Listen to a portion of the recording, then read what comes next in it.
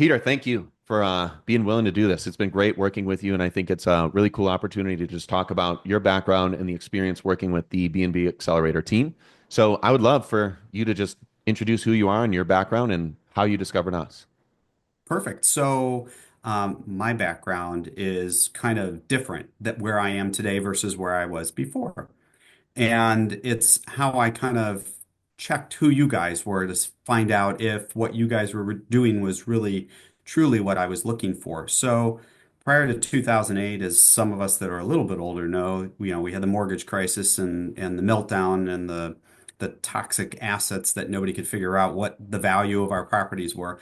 During that time, I was a builder developer. My wife was a realtor. Two of the worst careers you could have been in at that given time. But as I go back in history, at one time I owned 60 rental units before I became a builder developer.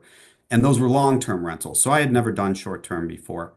But because I did and sourced all my own deals and dealt with all of my underwriting and dealt with all the banks and dealt with all the municipalities and dealt with all the stuff, I knew what I was looking for now that my wife was comfortable with us re-entering real estate from 2008 until basically it took her to get over what happened to us. It took her until about 2 years ago that she was comfortable enough to, other than our primary home, to relook at investing in real estate. So I knew what I was looking for because now I find myself that I'm in my second career. I was fortunate enough that I had an MBA. IBM thought it would be a good idea for me to come work for them as a project manager, and that was back in 2011. And it's just I've accelerated with them and find myself in a great position that I can take advantage of something that you guys wonderfully offer that helps me mitigate my W-2 because as a builder developer and my wife is a realtor honestly, candidly, I didn't pay Hmm. taxes just Hmm. because of the nature of the business and all the depreciation and having heavy equipment and all the loans and all the real estate. So I needed to get back there with where we both are. We both work for IBM and the income that we're fortunate enough to acquire from them. We wanted to figure out a great tax strategy and found you guys. And I asked people too when I talked to them, like, hey, how did you find them? Because I want to see if their journey is crazy as mine, that I indeed found you on Facebook. And a lot of the people that you send over that I talk to, they indeed say that they found you on Facebook. And it's funny because when I talk to them, they're as skeptical as I am, or I was, of come on, are these guys just marketing a bunch of stuff that's BS? But I think when I first talked to you guys, you were offering a product that didn't fit with me. You were kind of doing more of a arbitrage that you were taking other people's properties, renting it, and then turning it into an Airbnb. And I told you guys, I'm like, at that point, I'm like, that's not what I need. I'm not looking for a Yep. job. I'm looking for a tax strategy. And that's when you guys said, well, we're We going that also way. do. Yeah, we have both Yeah, and you products. had that Exactly. product, and we had a great conversation, and it checked all the boxes I was looking for. And then we jumped in and did a deal with you, and that takes us to about, man, I want to say it's got to be over a year and a half ago because our first We met property in as of this, 2023, and I think, yeah, so that was when the relationship engaged. The first one or two, maybe that we went under contract with, definitely did not go well, through. yeah. Yeah. Well, and the first one, like we had talked about, didn't go swimmingly. The second one took, and that property Yep. we've now had for over a year in Texas. The first one in Georgia was a little bit of a circumstance, but here's the great part, and this is what I even said when I was a builder developer to everybody that I worked with is, look, it's not a matter of if we're going to have a problem. It's a matter of when we have a problem Yep. and how it's addressed. And you guys have exemplified that and handled every one of these challenges that we've had. Because although we now have three properties with you, I think we've looked at and made offers on three, four, five, at least six properties. So it takes a couple, kissing of frogs to find a prince. Certainly. But that's the journey, right? And the best part is what I've liked about it is when you guys realize that something's not going to be right in the end, you immediately tell us, back off. Don't push this. It's not right. In the long run, this isn't going to work. And I commend you for that because I honestly feel a lot of people would be like, you know what, we already sourced the property. We've got their money. We need to push them through the closing. We need to get to the back end of this and move on. Instead of you guys are like, stop. Let's hit reset. There's other properties you can go look at. There's no point in going into a bad deal. And I commend you for that. That's something that I feel is extremely rare, We honestly. we pride ourselves on just going through the iterative feedback loop of closing on homes, uncovering issues with homes before the close, and obviously pulling out, like you mentioned, if something is obviously like this is not a good fit based on an inspection report, which is the typical contingency where we uncover something. There is, I think one thing that's super insightful from your end is you've been in real estate for a very long period of time. You've Are you gone calling me through, old? you're seasoned, you're Oh, okay. I experienced. like seasoned. Seasoning is good. It's delicious, Yeah. and you're seasoned for sure. Uh, I think what makes you a super valuable, insightful resource for a lot of people who are just considering getting started in their short-term rental journey is you've done a lot. Like you said in your past life, you've been a general contractor. You owned a lot of short-term, long-term rental units. Long You term, had yeah. 60 units. And you were there in 2008, pre-crash, post-crash, and you had to recalibrate on a lot. I think the thing that's super insightful from you is you're a really good you have a good approach to assessing what are you trying to optimize for in your full-time career journey, which you're W-2, you're a high-income earner, like a lot of people are trying to get into the short-term rental game. You do a really good job of assessing what are you trying to optimize for with your properties once you're clear on is it a tax strategy? Is it a wealth building strategy? Is it a appreciation over time strategy and getting better returns for your time, for your investment on each of those? One thing that I think would be cool is just to hear you kind of walk through what are you thinking 2 years ago when you're recalibrating on the decision to get into short-term rentals and then maybe finding a team or doing it on your own because you're certainly competent, more than competent enough to do it on your own. So maybe just walk through the why short-term rentals as it relates to a bonus depreciation, tax strategy, the downside and upside versus everything else that you've done. And where are you at today? And like, what does the future look like for you after you've shared that you've done 3 homes? And I think all 3 have been with us over the last almost year and a half, almost 2 years.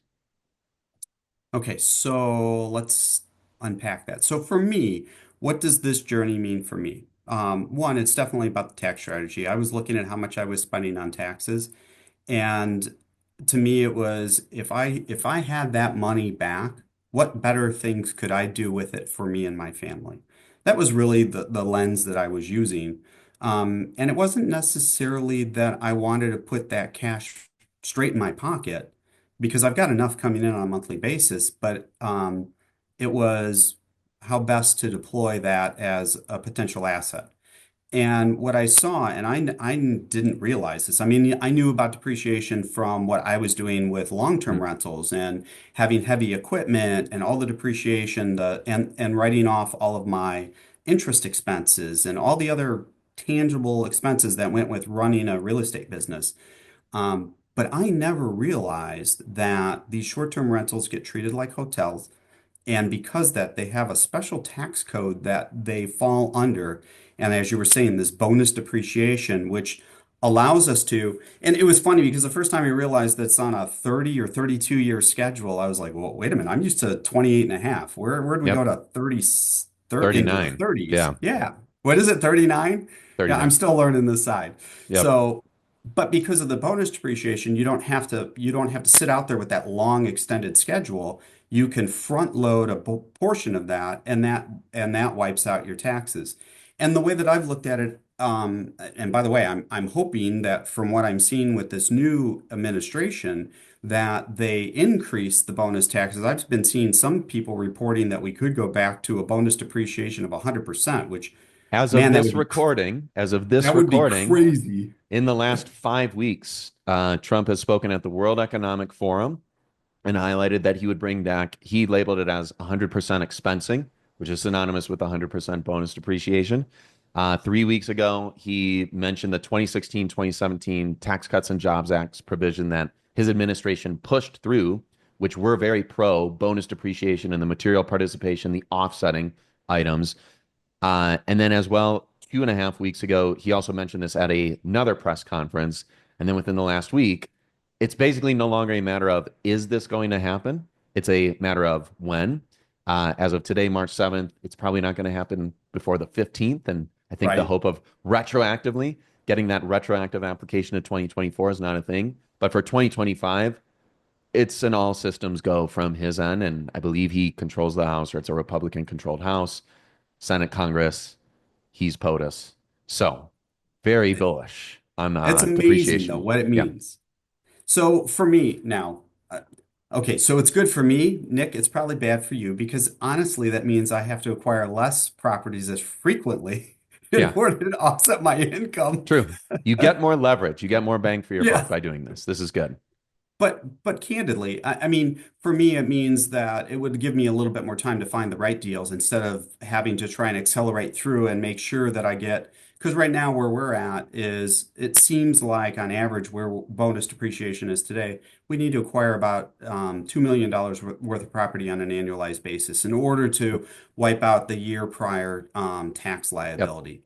Now, what do I do with that benefit, that tax benefit? For me, I'm not, and I know some people are looking at, I want a cash on cash return. I want, and honestly, that's where I think a lot of people are looking at is they have cash aside, they want to do a cash on cash return. For me, I'm looking at it differently because one of the things that we've been doing is we realize that the properties that we've taken over have been either mismanaged or poorly managed if they're existing Airbnbs Yep. Often. or like the house we bought in Texas just needed it. It was in bad shape just to start with. In fact, just the beginning of this year, I replaced all the carpet in that house Oh, because honestly, when we bought it, it probably should have been done at the beginning. We had it cleaned, and the ghosts of stains started to come right back. And I said, we're not going to clean it again. We're going to remove it because it really reflects on the quality of the property and the ability for them to us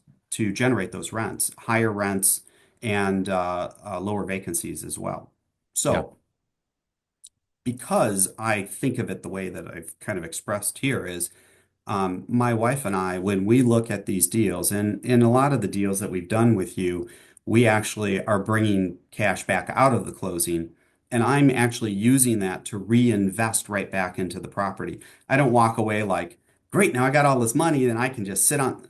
That's my intent with that money is not to sit on it or to use it for my own gain. It's a reinvestment back in the property. Every property that we've bought, we've either furnished from nothing or the furnishing that was there was in such bad shape, or it was wrong for the market, or it was wrong for the type of tenants that we wanted, that we literally have gone through and revamped every one of the properties from start to finish. Very good. And I think this has been a significant point of improvement from our team over the last few years. It's specifically identifying the rank order list of what's the highest return on investment, what's the highest return on time improvements that are reasonable for somebody who's not a general contractor like you, but then also the lowest degree of difficulty.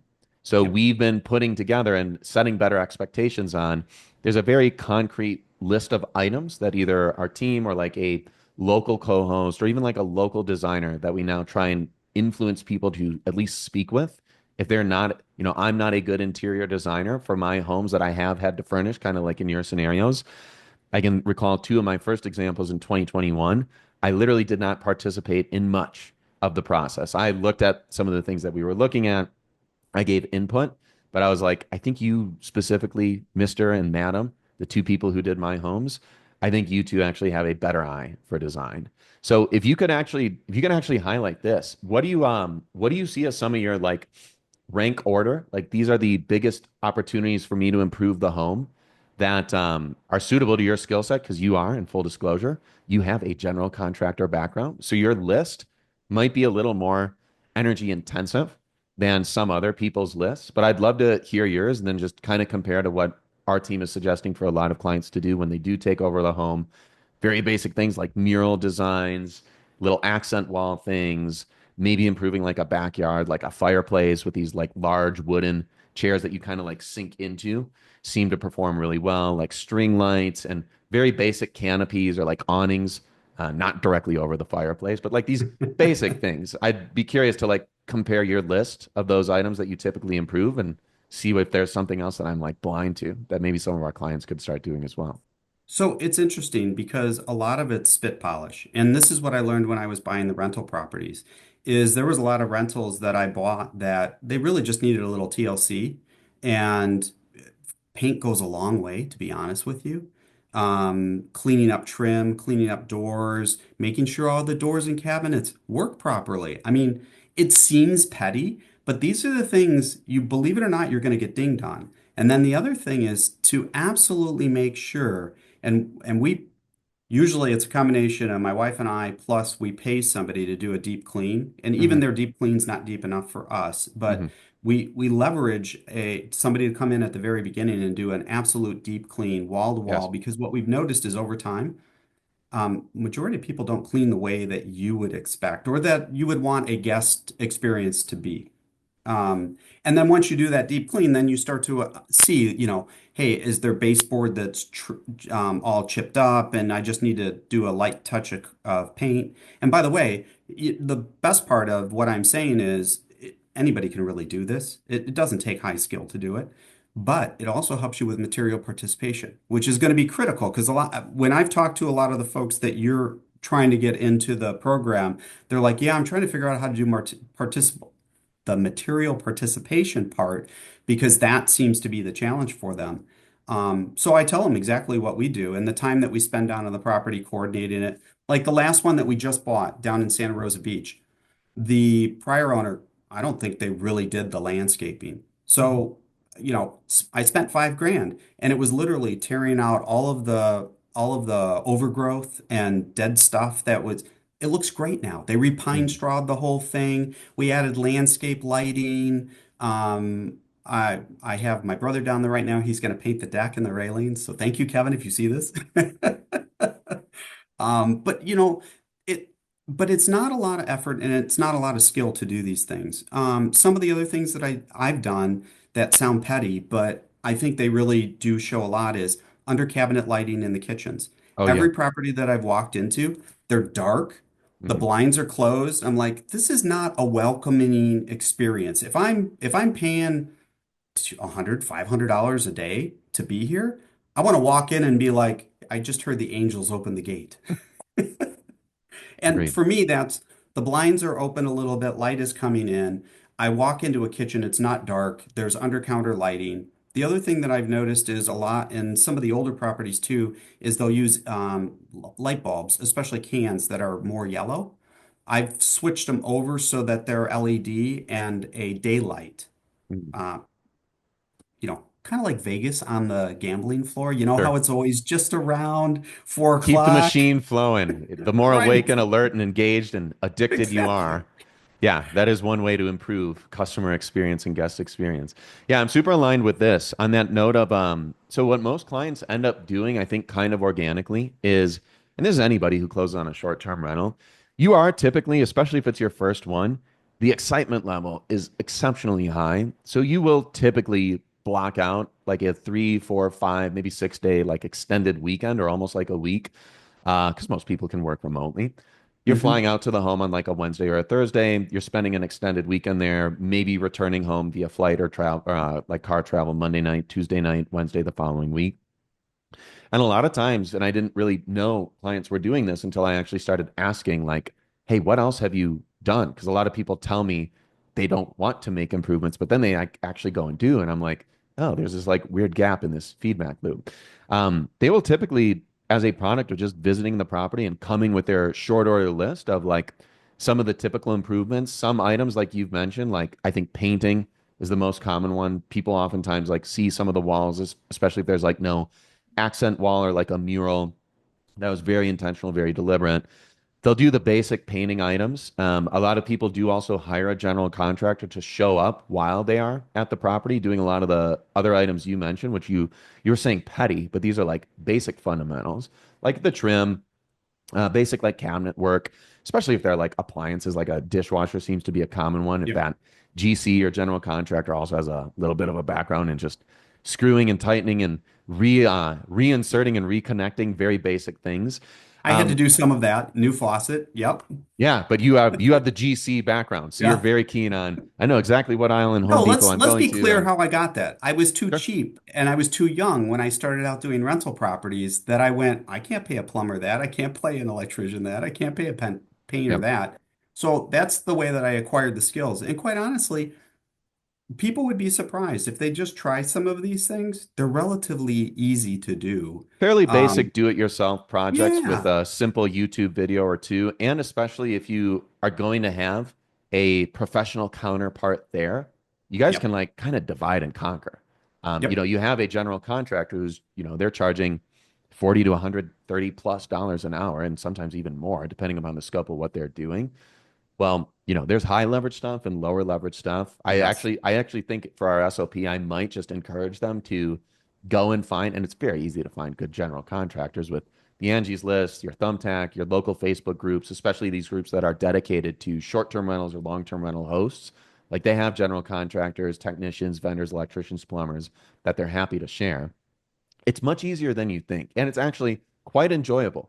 Like it is a pretty cool experience to go visit your first short-term rental, make the improvements, and then leave that home knowing that, hey, I've actually like made improvements to the home, and or I also leave with a list of the next items that Yep. aren't going to be me things, but I've maybe got like a designer coming through and we walked it, we identified this is going to be the wall where we try and do a mural like this other Airbnb property that Nick or somebody else on the team showed them that was a comp that was 2 blocks away, 20 blocks away, whatever. Like we know what else we need to model and improve. And the more clarity there is in that list of the next items that I'm not going to do while I'm here, but they're going to be coordinated by either me or a local furnishing team or a local design team, or my co-host is going to kind of oversee this. It's fun to kind of get engaged on the like, these are the improvement projects. One thing that I think would be really cool is so you have a background in long-term rentals. I don't know what you still own, but you are Nothing. definitely nothing. 2008 took it all out. It Okay. all went back. So I think what would be really cool is to hear because my background was also so I started making a little bit of money in 2018, 2019. I had another company. I was running a digital advertising, digital consulting company for medical professionals. And we started making a little bit of money. And in 2019 was when I really started to look into real estate. And I read every outdated book that you can think of from the 70s, the 80s, the 90s, the early 2000s, Rich dad, poor you dad. name Yeah. it. My four quadrants, I wanted to be in that Yeah. investor quadrant. But my challenge was I didn't really understand at the time, and I only really uncovered 2 years later what the reality was for the returns, the passiveness versus activeness of like how much work did I actually need to do. And in 2019, I think I kind of got lucky. I started and committed to two long-term rentals. This is funny, oddly enough, with partners who were from the 414. This is Milwaukee, Wisconsin, where I'm from and raised. And I committed to these projects and I was very, very green. I was very novice. I was very scared, especially with COVID right around the corner. Fortunately, I like opted out of these projects and literally got my funds back. And I didn't touch any real estate for another year and a half.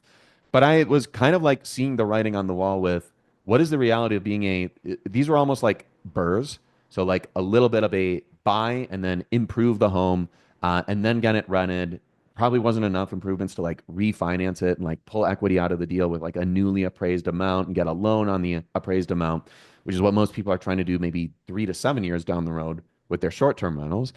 Can you walk us through like what was the experience with the long-term rentals? What were the true pros and cons? Because I think a lot of people are still deliberating in their head. And I think the reality is your returns on long-term rentals right now, it's pretty tough to make it work beyond a like certain purchase price, and you're not really getting the bonus depreciation. The depreciation that you are taking, it's amortized over that 27 and a half year schedule that you're speaking of earlier. Yep. And it's almost negligible. I mean, it's something, but it's less than significant, slightly more than negligible.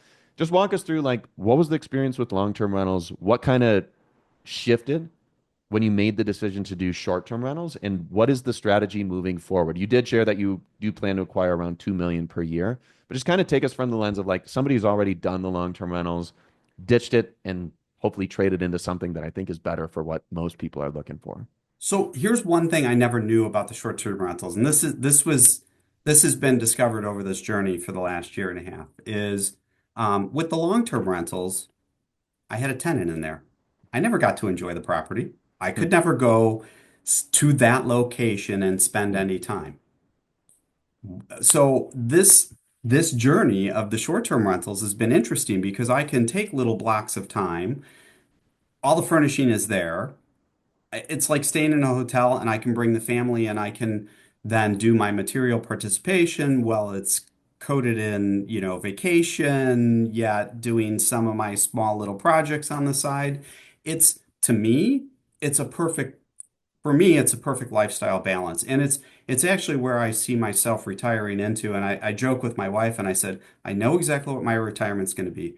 We're going to have between, I don't know, 10 and 20 properties. Hmm. And every week we're going to be at each one of those properties. And I'm Nice. going to go around and do a little bit of work on each one of those properties, fixing them up and taking care of that stuff. That's my retirement. That is literally what I see my retirement to be. Peter's basically retiring to do more work, ladies and gentlemen. Yes. So that's Well, pretty cool.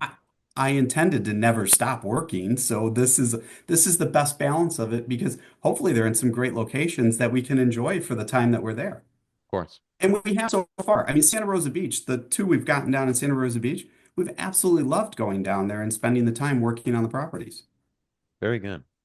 So specifically as it relates to, let's narrow it down more so to returns, maybe like an internal rate of return, because I think that blends in the net effective tax savings, the cash flow, and then time. I think those are probably the three biggest items that I think everybody is trying to optimize for. Where do I get the most bonus depreciation and net effective tax savings?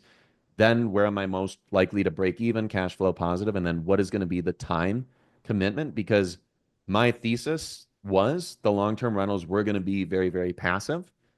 As soon as I was actually like starting to get engaged, I was just like getting antsy. We also were doing homes that were going to be almost rehabs. Oh, then you But weren't I've, passive because I've yeah, not done at that. all. Exactly. Yeah. Yeah. But with my short-term rental portfolio, so I own 7 homes that I don't have any partners on whatsoever, and then I own a group of other homes that I have multiple partners on. But my portfolio of 7, so the portfolio of homes that have partners on, the partners are the ones who mostly operate the day to day, like they are the co-host, they are the property manager. For my Hmm. portfolio, I have outsourced everything to a co-host or property management team. And I was just going through a time log that I do for my like week over week, month over month. And I spend like pretty much like 5 to 10 hours. This is after the first year, by the way. No more than 5 to 10 hours managing the whole portfolio. And most of it is just updating a spreadsheet, which I now have my executive assistant doing, and then just checking in with the co host and occasionally looking at the listings, trying to find ways of like, since I'm obsessed with looking at properties for other people all the time, I'm recognizing trends and patterns with like high ROI, high return on time, low degree of difficulty ways to improve the homes with things that are like not labor intensive at all. I mean, like very basic murals. Some of this like high fidelity wallpaper stuff, which is actually quite cool. Themes to certain rooms, especially a living room, that are very, very simple to achieve. Accent walls. If you can just kind of give me your take on like those three things, the internal rate of returns as it's broken down by the tax advantages, and then the cash flow, and then the basically time commitment, pros and cons for each of the long-term rentals versus short-term rentals. A lot of people, I think, probably ask you about this. I'd actually be curious to hear your opinion on this too. Well, for the long-term rentals, I did it all. So I managed the properties, I listed the properties. When things would break, I was the guy that would show up and deal with it if it was midnight, 1 o'clock in the morning. So for me, this is totally different because much like you've talked about, I have a co-host and there's a group that's actually managing the properties on a day-to-day basis for the short-term rentals versus for the long-term, I was the Mhm. guy doing it all. Sure. Um, so from that standpoint, this honestly is easier. It's lighter touch for me, other than when my wife and I get it started, or like if there's something that we find, like the one in Texas, we added, stand-up paddle boards Oh, and nice. kayaks, because we saw that we're right up against a lake, and we saw that was something some other properties had, and it seems to be a good draw. The other thing that we always do in the properties is we always add a game room. Every one of our Yep. properties has like a video game, like those stand-up video Yep. games, or like one of them has a skee ball thing. But we Mm, always we that seems to do well, especially in properties where we have families, and yes. we always see then in our listings a comment about that. So it's good. For ROI, so for me, here, I'm going to be honest with you from a cash flow standpoint, and this is probably going to people are going to scratch their head on this one, but for me, all I care about, honestly, at the end of the day, if these properties break even and I hold them for 10 years, I've won the game. I am not looking to, and I'll even go one step further. If I have to subsidize every one of my properties, one to $2,000 a month, and use what I gained from my tax savings to offset the hold on these properties, in the long run, I win. And when I say I win big because this is the best way I can put it because this is my goal. So this is my minimum goal. I'll tell you what it is. I want to, as quickly as possible, hold at least $10 million worth of real estate because I know on average that $10 million in 10 years, which is about when I'll go to retire, will double. That means I will have leveraged somebody else's cash for 10 years, and I will end up at the end with $10 million of something that I can do something with. And as you know, there's many strategies that you can do with that money, right? I can sell it and cash out. I can refinance and take it as a loan and not have any tax consequence. I th there's just there's a wonderful at the end, there's a wonderful problem to try and figure out what I do with the properties. This is a really cool approach because you and I are exceptionally aligned. The internal rate of return and the immediate inflection point of the net effective tax savings on long-term rentals. There are, for almost most homes, it's like 48 to 70 months of you could be negative cash flowing before you actually dip into there was no return on this home. And what is also happening, that other variable that you highlighted, which is appreciation, it basically makes the short-term rental space very hard to lose in over Hmm. any period of time. And the one thing that I think is just the saving grace for everybody where you're covered is your net effective tax savings. So this kind of like brings the whole thesis full circle. And you take this thesis to an even further extreme because you are doing sometimes you're actually including seller finance on these deals where a seller financed amount on the transaction legally, compliantly. There's a separate fixed seller second with the seller. So you are getting money back at the close that is in excess of what your total entry into the deal was. So a trade-off is like, why doesn't Peter just do this to infinity and beyond? He's like, he's getting paid to close on deals. You could literally just do this to infinity. Well, Peter and anybody who takes like a Morby method or what we labeled it as like the seller carryback method, because I will put this on record. I think we've actually done more Morby methods than Pace Yep. Morby has himself. I would say at this time, it's like, no, show us the I numbers. love the Well, process I love the process too. It's because I complex. like the reinvestment. Because I improve the property. So the internal rate of return. So like this is the true equation. When Peter closes on a home, he's taking either immediately or in the calendar year for that tax year, he is taking a net effective tax savings. So double dip here, right? You got paid effectively to close on the home because your bank account was here when you started.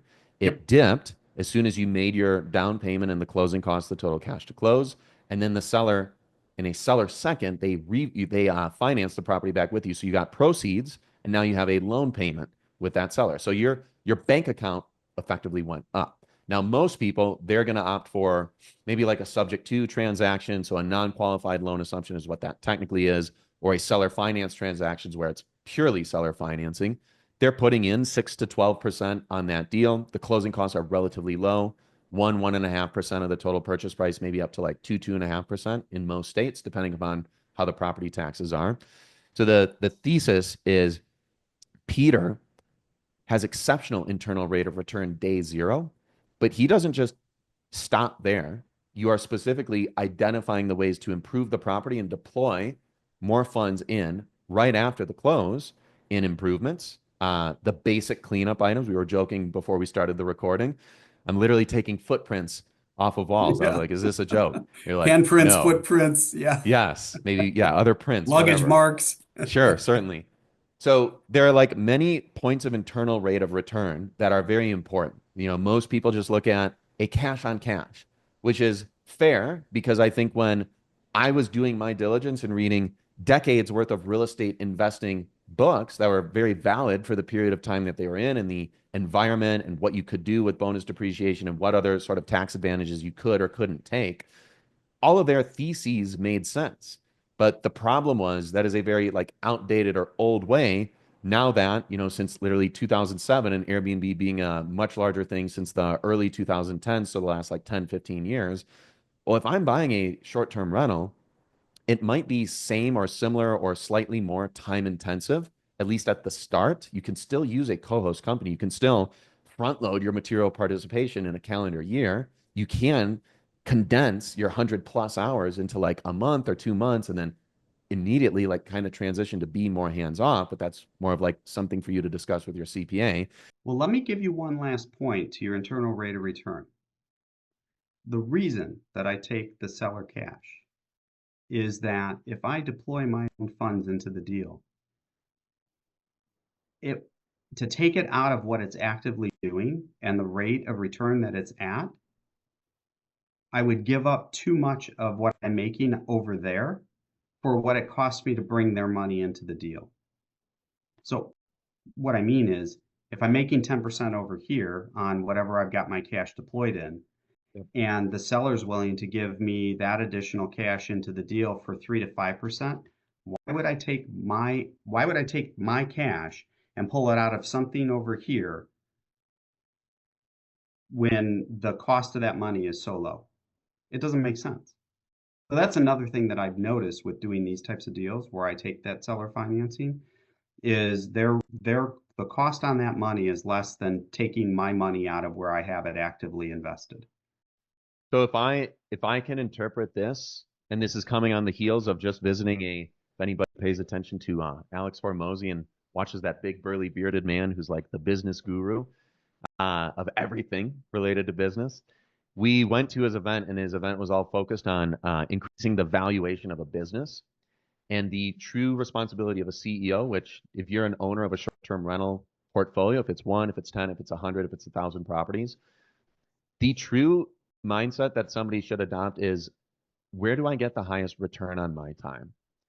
And I think where Peter and I are pretty aligned is, I think the first return is effectively getting the lowest entry, or in your case, a negative entry, where you're effectively immediately getting cash back. So you have one of two options. You can go and do the lowest money down deal. So take leverage in the form of a loan or multiple loans and put as little in, because you get a very high internal rate of return immediately on the net effective tax savings.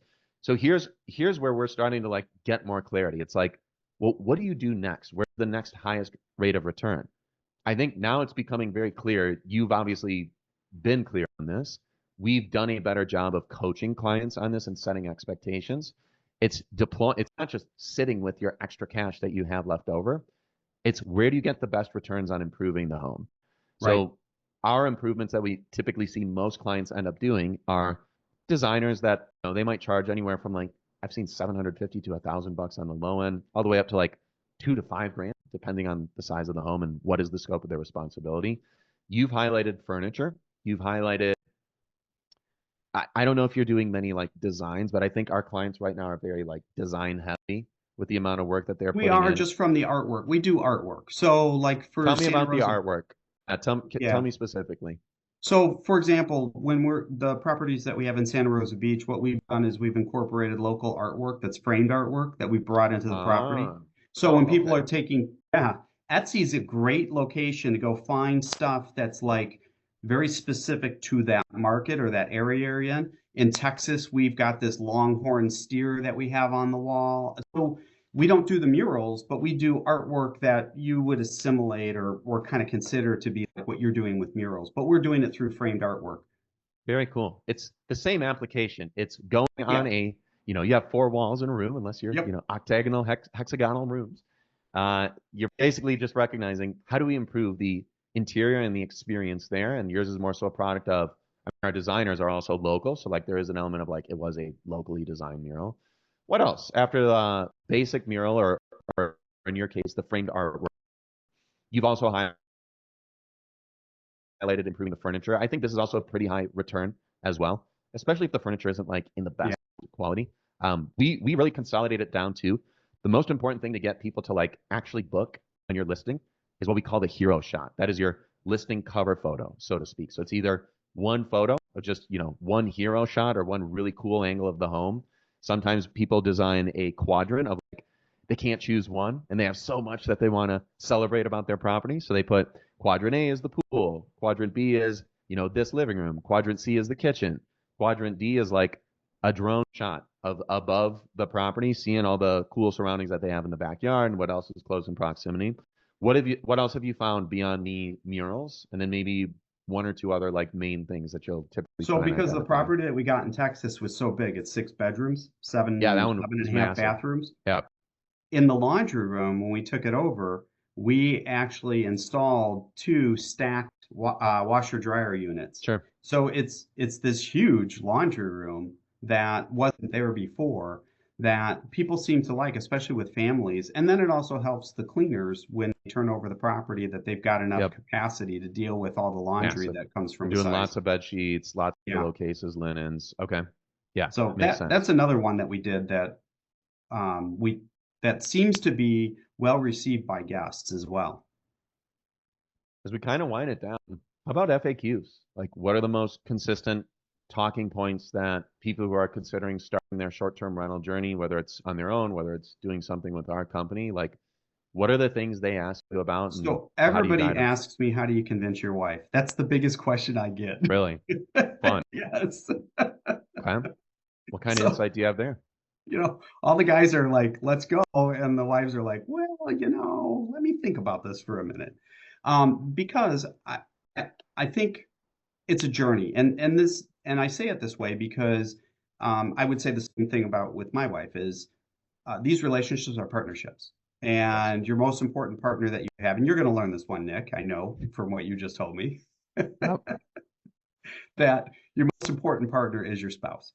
So when you enter into these things, I would recommend that you make sure that as a unit, you guys are aligned on where are you looking, what are you looking for, how big of a property is it, monetarily, if things aren't going well, what can you afford to handle? Because candidly, like I told you, I'm not looking for a cash on cash return. I'm looking for as close to break even as possible. And even if I Yep. have to subsidize it, you have to be willing to accept that. It may take, to your point, Nick, it may take a period of time of seasoning before you really start to get positive cash flow on it because the property gets the recognition that it needs and you start getting the bookings. So I I would say that. The other thing I get, it kind of goes in hand with that, is the material participation. So the best part for myself in being able to obtain the material participation is my wife and I are both actively involved. That means it's really quick for her to come with me. We do the work Both of together. your hours Oh, contribute. Yep. yeah. Yeah, it's exponential.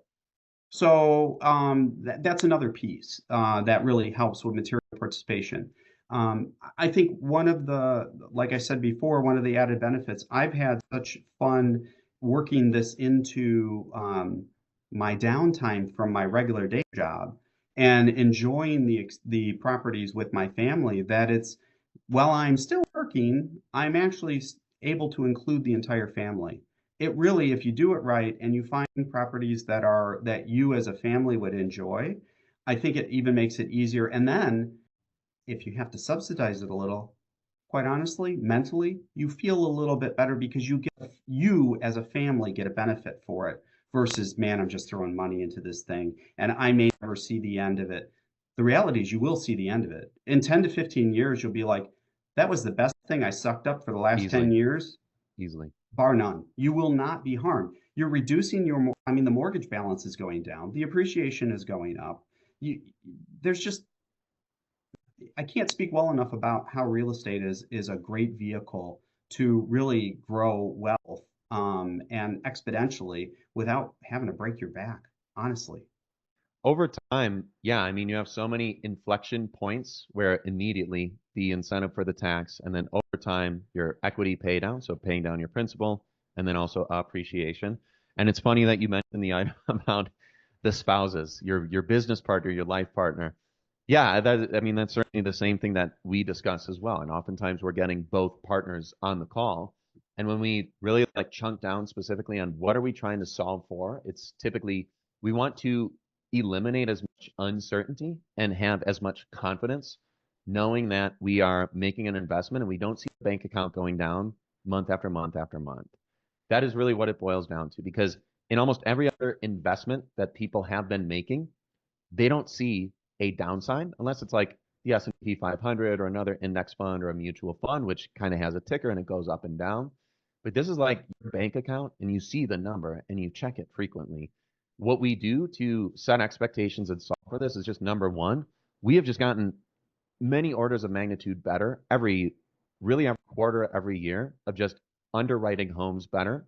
And then specifically highlighting there are comps that perform better than what this home will perform if you do nothing to improve the home.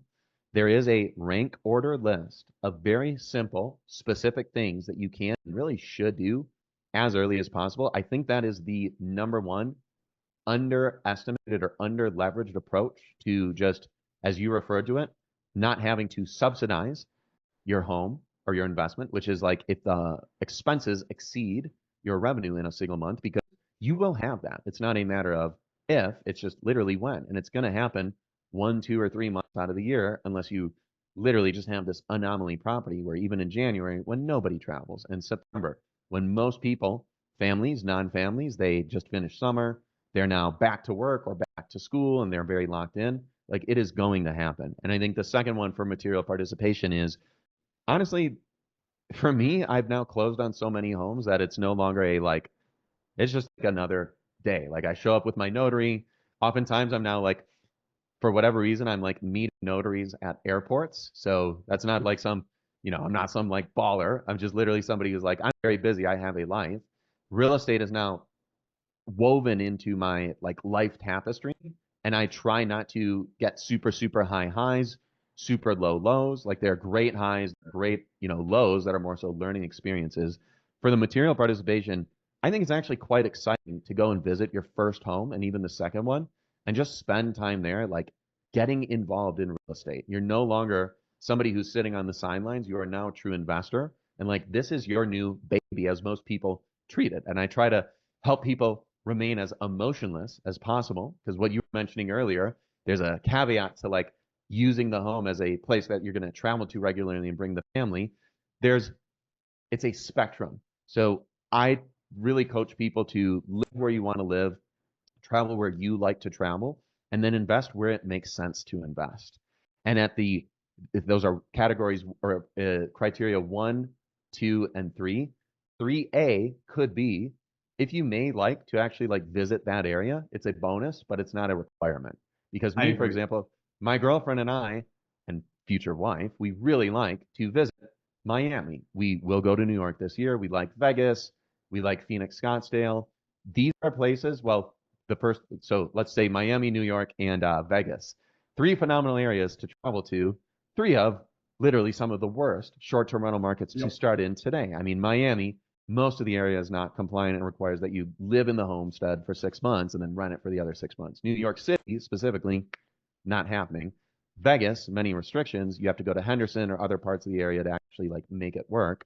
So the material participation thing, just winding it in to that first visit and actually going with a list when you're gung ho on like, I'm going to do these simple things. Spouse is going to do these simple things, and we hire a general contractor and start learning how to like build a team. And it's not a team that requires management. It's just like a one-off weekend. Final closing thoughts. If you have any other like message that is good for people who are considering doing short-term rentals, any other FAQs, regular talking points, so I can send them this video and save your breath on some of these calls when you're typically speaking with people who are very curious about your background.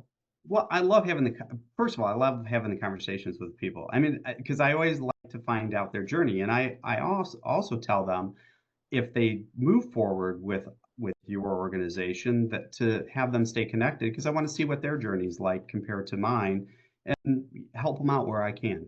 Um,